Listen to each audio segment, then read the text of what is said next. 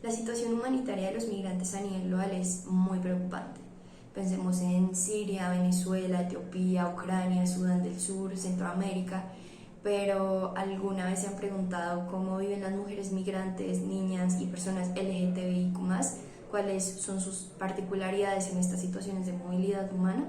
El número de migrantes internacionales ha aumentado en las últimas 5 décadas y hasta el 2020 había en el mundo aproximadamente 281 millones de migrantes internacionales, es decir, el 3.6% de la población mundial.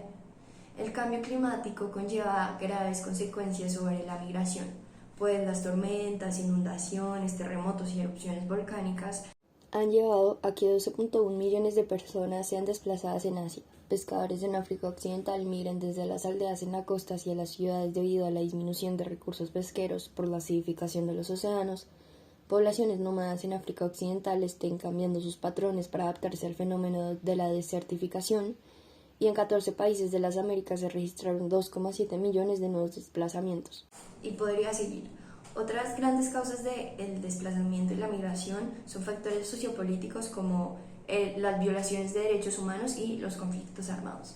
La Comisión Interamericana de Derechos Humanos ha reconocido a las mujeres migrantes como un grupo particularmente vulnerable frente a violaciones de derechos humanos, formas de discriminación y violencia sexual.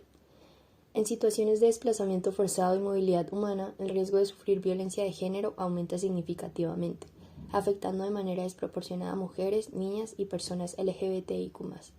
Un ejemplo de ello es que la Organización Humanitaria Internacional Médicos Sin Fronteras, desde abril de 2021, ha atendido a 950 personas, en su mayoría mujeres, que sufrieron violencia sexual al cruzar el tapón del Darién.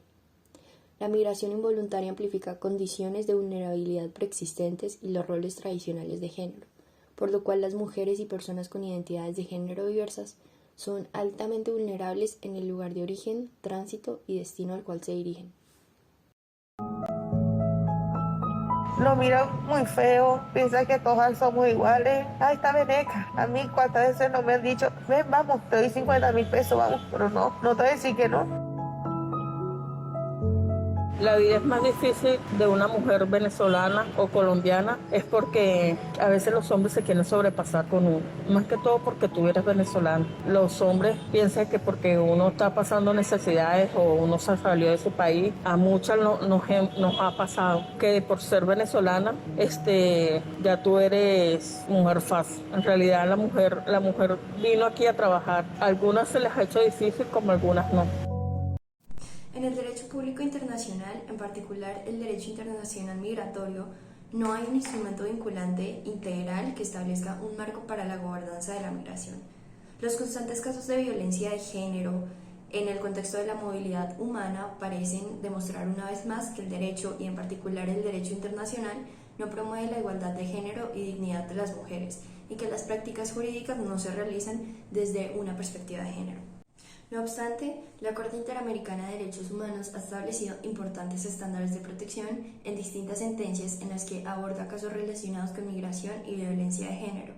Así, algunos de estos casos son el caso González Lluyber versus Ecuador de 2015 sobre una niña ecuatoriana que contrajo VIH por una transfusión de sangre, en el que se analizó la falta de protección estatal ante la discriminación y estigmatización que sufrió la menor.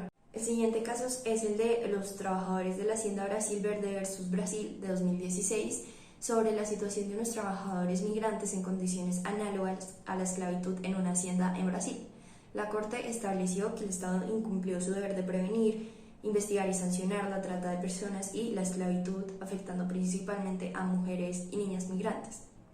El tercer caso se trata de personas dominicanas y haitianas expulsadas versus República Dominicana de 2014, en que la Corte condenó la expulsión masiva y colectiva de personas haitianas, incluyendo mujeres y niñas, incumpliendo así su deber de proteger a las víctimas de discriminación y violencia de género. Además, la Comisión Interamericana de Derechos Humanos, la CIDH, ha documentado en México casos de mujeres migrantes que sufren violencia sexual por parte de agentes estatales y civiles durante su tránsito por el país.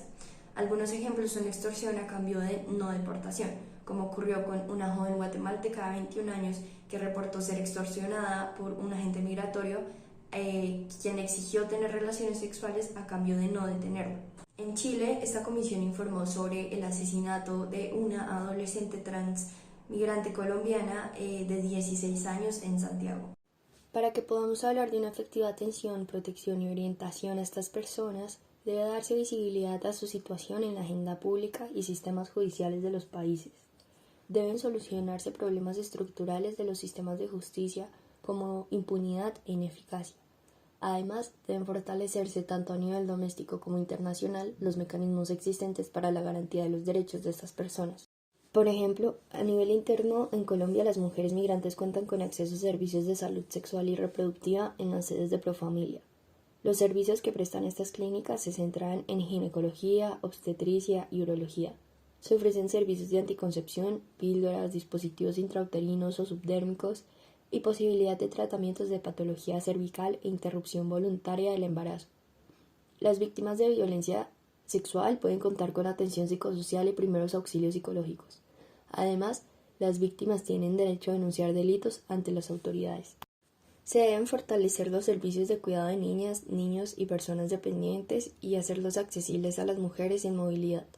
Hacer accesible la información sobre migración segura a la diversidad de mujeres en movilidad humana. Generar respuestas transnacionales a la violencia que enfrentan las mujeres y replantear las políticas migratorias represivas y restrictivas. Finalmente, debe crearse un instrumento vinculante a nivel internacional de la mano de la teoría jurídica feminista, es decir, realizando un examen crítico de la normativa legal y la perspectiva patriarcal en el derecho, buscando la integración de la perspectiva de género en el mismo, de forma tal que se construya un marco internacional normativo que ampare la integridad de las mujeres, niñas y personas no binarias migrantes.